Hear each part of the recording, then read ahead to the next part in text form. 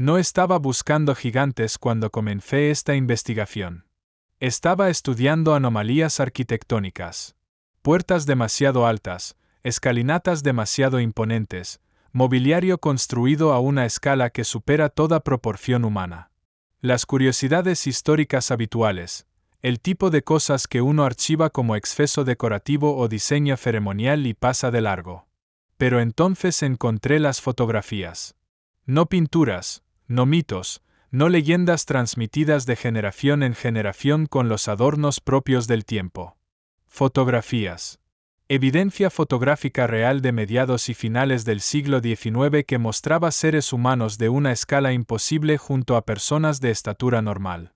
Sus proporciones tan extremas que parecían fotomontajes, salvo que no lo eran. El grano de la imagen coincidía. La iluminación coincidía. Las sombras caían de forma correcta. Estas imágenes son anteriores a la tecnología necesaria para falsificarlas de manera convincente. Y fue entonces cuando las explicaciones oficiales comenzaron a desmoronarse. Cuanto más profundizaba, más fotografías descubría. Cartas de visita de la década de 1860. Tarjetas de gabinete de la de 1870. Imágenes de tintipo que mostraban hombres, y en ocasiones mujeres, de entre 2 metros 43 metros de altura. No artistas de circo anunciados como tales. No exhibicionistas con nombres documentados y rutas de gira. Simplemente personas. Individuos fotografiados en entornos formales, vestidos con ropa propia de la época, rodeados a veces de familiares de estatura normal. Los archivos del Museo Arqueológico Nacional los mencionan de pasada para luego descartarlos como anomalías médicas sin mayor investigación. Colecciones francesas presentan imágenes similares, catalogadas y archivadas. Los registros imperiales rusos hacen referencia a personas de estatura inusual que desempeñaban funciones ceremoniales. Siempre el mismo patrón: reconocer, categorizar, pasar página. Nunca investigar, nunca preguntar por qué. ¿Por qué había tantos? ¿Por qué las fotografías se concentran en décadas concretas, principalmente entre 1850 y 1900, para desaparecer de repente? ¿Por qué los testimonios de la época describen a estos individuos no como fenómenos o curiosidades, sino como miembros normales de la sociedad que ocupaban posiciones de autoridad, trabajaban como guardias, supervisores, capataces de grandes obras? Y aquí está la parte más desconcertante. Muchas de esas fotografías muestran a los gigantes frente a edificios. Edificios masivos. Edificios con puertas que parecen absurdamente sobredimensionadas para un ser humano corriente, pero perfectamente proporcionadas para los individuos fotografiados. Edificios que, según nos han dicho, fueron diseñados así por grandiosidad o para intimidar. Edificios que de repente cobran sentido cuando colocas en el encuadre a un ser humano de 2,70 metros. Una vez que lo ves, ya no puedes dejar de verlo. Empecé a medir las puertas de edificios gubernamentales de los siglos XVIII y XIX. De 3,60 metros a 4,5 metros de altura. No en la entrada principal, en los pasillos de trabajo interiores, donde la grandiosidad no cumple ninguna función. Escalinatas con peldaños tan altos que una persona normal debe esforzarse para subirlos con comodidad. Mobiliario, escritorios, sillas, camas, encontrado en subastas de patrimonio y almacenes de museos, todo ligeramente demasiado grande, todo descartado como decorativo o fabricado a medida para individuos de gran estatura. Pero no es un solo edificio. Son miles. Palacios consistoriales a lo largo de toda España. Edificios administrativos en el centro de Europa. Complejos gubernamentales en Rusia, India, Sudamérica. Todos construidos en el mismo periodo. Todos con las mismas proporciones sobredimensionadas. Todos supuestamente diseñados así por razones estéticas, a pesar de la evidente impracticidad, a pesar del coste añadido, a pesar de que no tiene ningún sentido funcional, a menos que las personas que los utilizaban no fueran de talla media.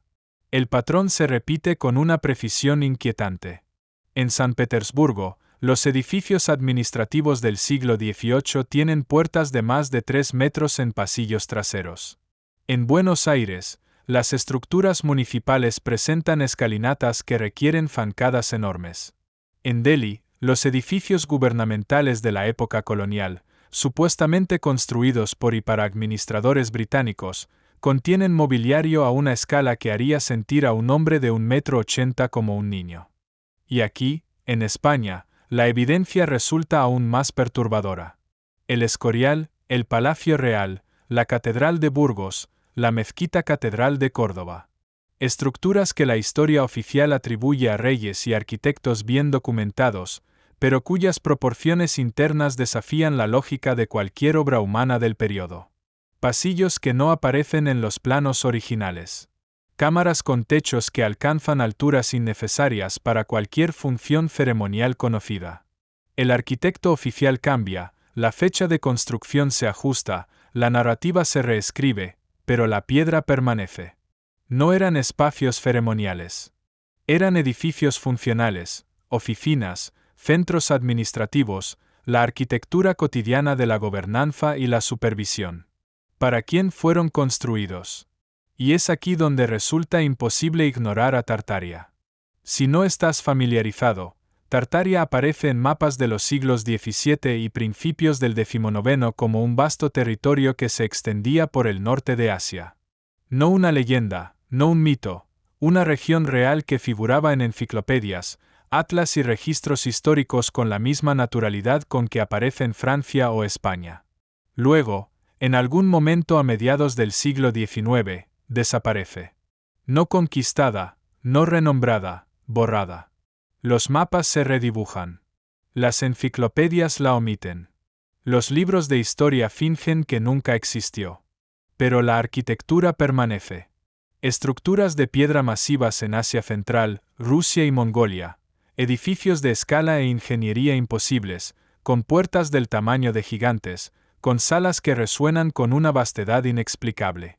Todos supuestamente construidos por diversos imperios o artesanos locales, sin documentación, sin registros de construcción verificados, sin explicación alguna de cómo lograron tales proezas de ingeniería con la tecnología supuestamente disponible. ¿Y si los gigantes no eran anomalías? ¿Y si eran los administradores, los supervisores, la clase guardiana de una civilización que nos han enseñado a olvidar? ¿Y si Tartaria, sea lo que fuere que realmente fue, empleaba a estos individuos no como curiosidades, sino como miembros funcionales de la sociedad, y la arquitectura refleja esa realidad? Explicaría las fotografías, porque son siempre formales y oficiales, porque muestran a estos individuos en posiciones de autoridad, porque desaparecen después de la década de 1890, justo cuando las últimas referencias a Tartaria desvanecen de los registros oficiales. Porque los edificios permanecen pero sus ocupantes han sido eliminados de la historia. Esto plantea una pregunta sencilla pero crítica. Si quisieras borrar una civilización de la memoria colectiva, ¿no empezarías por eliminar la evidencia más visible? Los individuos cuya propia existencia demostraba que algo más había estado aquí. El registro fotográfico no es la única evidencia. A lo largo del siglo XIX y principios del XX, periódicos de toda España e Hispanoamérica publicaron regularmente descubrimientos de esqueletos humanos gigantes. No hallazgos dispersos, descubrimientos sistemáticos. La Vanguardia, 1885, esqueleto de más de 2 metros descubierto en excavaciones en Cataluña. El Imparcial, 1892, huesos de dimensiones extraordinarias hallados durante obras del ferrocarril en Extremadura. La Gaceta de Madrid, 1899, restos humanos gigantescos descubiertos en un yacimiento de Castilla. No eran sensacionalismo, eran periódicos consolidados que informaban de lo que en aquel momento se consideraba noticiable pero no especialmente controvertido. Los testimonios describen esqueletos de entre 2 y 3 metros y medio de longitud, encontrados frecuentemente en yacimientos funerarios organizados, acompañados a menudo de artefactos que apuntan a conocimientos avanzados de metalurgia y construcción. Luego algo cambió. Después de aproximadamente 1920, Esos informes cesaron. No gradualmente, de forma abrupta. Los descubrimientos que antes ocupaban portadas simplemente dejaron de aparecer. Los esqueletos ya encontrados, muchos de ellos remitidos al Museo Arqueológico Nacional para su estudio, desaparecieron de los inventarios. La institución alega que no existen tales ejemplares en sus colecciones. Perdidos. Extraviados durante traslados rutinarios. Cientos de especímenes, todos desvanecidos sin documentación adecuada. El patrón es demasiado coherente para ignorarlo. Los descubrimientos alcanzan su punto álgido a finales del siglo XIX. El mismo periodo en que aparecen las fotografías de gigantes. El mismo periodo en que Tartaria desaparece de los mapas. Y luego todo cesa. Las fotografías cesan. Los informes periodísticos cesan. Los mapas cambian. Las enciclopedias se reescriben. Como si alguien hubiera decidido que ciertas preguntas ya no eran aceptables. ¿Por qué enterrar la evidencia de la diversidad biológica humana? ¿Por qué eliminar sistemáticamente la prueba física que desafía la narrativa estándar de la historia humana? A menos que esa prueba sugiriera algo más amplio, algo organizado, algo que implicara una estructura diferente de la civilización reciente a la que nos han enseñado. Permíteme proponer algo que suena absurdo hasta que examinas la evidencia. ¿Y si los gigantes no eran gobernantes? ¿Y si eran una clase especializada? Guardianes, supervisores, administradores de infraestructuras y construcciones. ¿Y si su tamaño era funcional, no ceremonial? ¿Y si los edificios estaban dimensionados para ellos porque eran quienes supervisaban su construcción y mantenimiento? Explicaría los patrones arquitectónicos.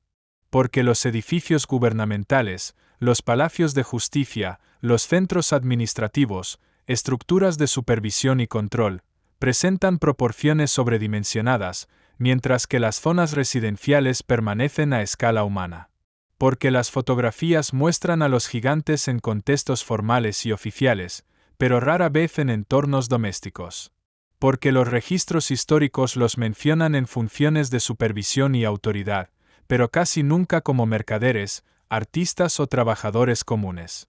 Explicaría el misterio de la construcción.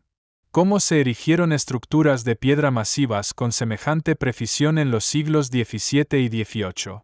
Quizás no las construyeron las civilizaciones a las que se las atribuimos. Quizás las construyeron para esas civilizaciones una sociedad anterior, que empleaba individuos físicamente capaces de mover bloques de piedra, operar maquinaria y supervisar obras a escalas que hoy consideramos imposibles. Y explicaría el borrado sistemático. Si heredas estructuras que no construiste, si heredas tecnología que no comprendes del todo, si heredas sistemas arquitectónicos diseñados para un tipo diferente de ser humano, ¿qué haces? Adaptas la narrativa. La reclamas como propia. Reescribes las fechas de construcción, antedatas a los arquitectos y eliminas cualquier evidencia que sugiera que alguien más estuvo aquí primero. Pregúntate. ¿Cuántas técnicas de construcción misteriosas cobran de repente sentido si asumes que los constructores eran físicamente más grandes y más fuertes que los seres humanos modernos? ¿Cuántas proezas de ingeniería imposibles se vuelven simplemente difíciles si los trabajadores medían casi 3 metros? La evidencia apunta a algo mucho más amplio que anomalías genéticas aleatorias. Lo que más me perturba no es la evidencia en sí. Es el silencio coordinado que la rodea. Las instituciones académicas no debaten los esqueletos de los gigantes. Fingen que nunca existieron. Los museos no exhiben las fotografías. Las archivan en fondos etiquetados como miscelánea o no verificado. Las sociedades históricas no investigan las proporciones arquitectónicas. Las descartan como elección artística.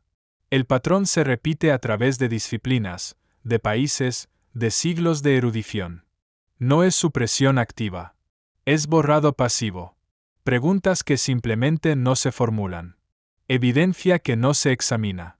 Puntos que no se conectan porque hacerlo conduce a conclusiones que no encajan en la narrativa establecida.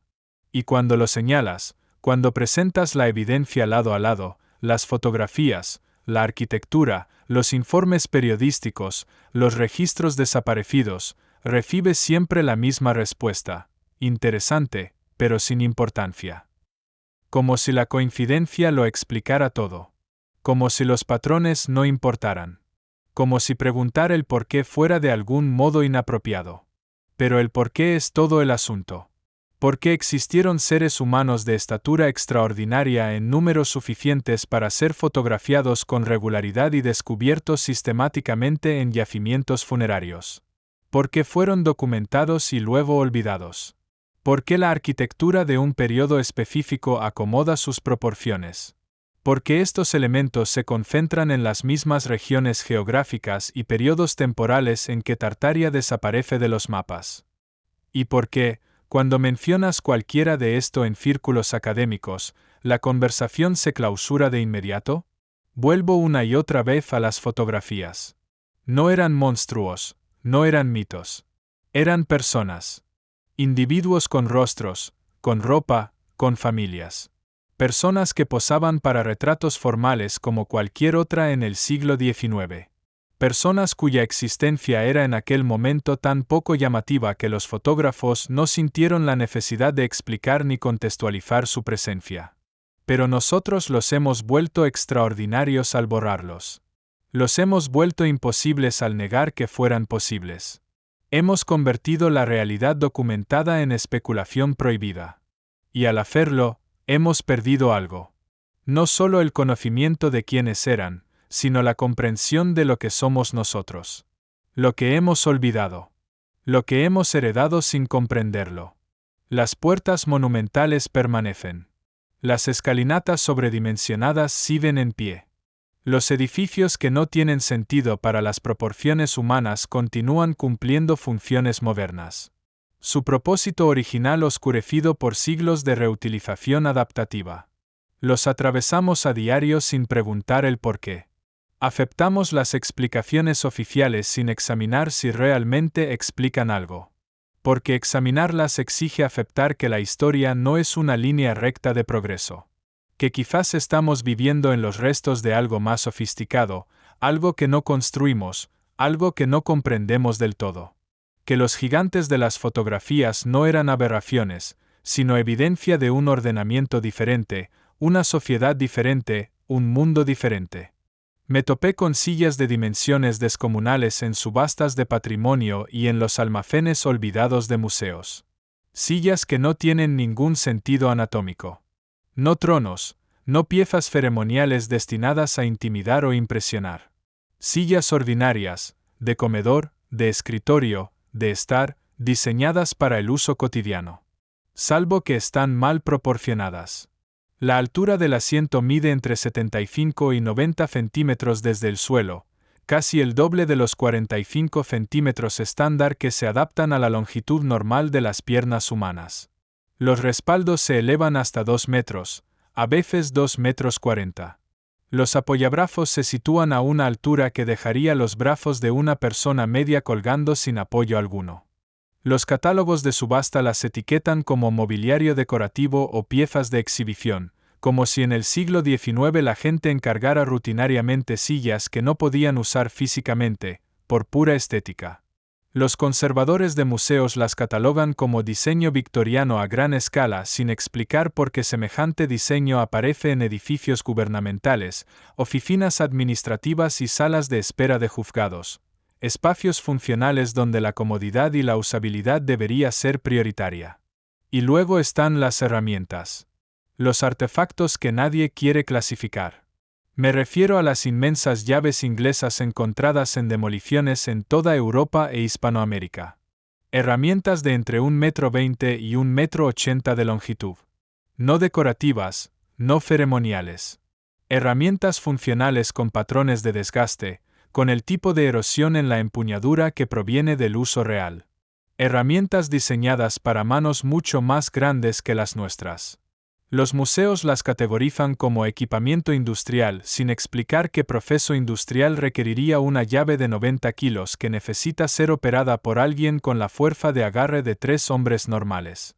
Las casas de subastas las venden como curiosidades antiguas, sin preguntar por qué se fabricaron en tal cantidad que siguen apareciendo en ventas patrimoniales, limpiezas de masías y demoliciones de edificios más de un siglo después. Y de repente las herramientas y el mobiliario sobredimensionados dejan de ser anomalías. Son confirmación. Entonces, ¿quiénes eran estas personas gigantes? ¿Eran los guardianes de Tartaria? ¿La clase administrativa de una civilización que nos han enseñado a que nunca existió? ¿Los supervisores de proyectos de construcción cuya escala y precisión aún no podemos replicar con la tecnología moderna? No tengo respuestas definitivas. Solo preguntas que se acumulan, que se construyen unas sobre otras, que crean un peso que la narrativa oficial no puede sostener. ¿Por qué la evidencia fotográfica se concentra exactamente en las décadas en que Tartaria desaparece de los mapas? ¿Por qué las proporciones arquitectónicas coinciden con la escala de los individuos en esas fotografías?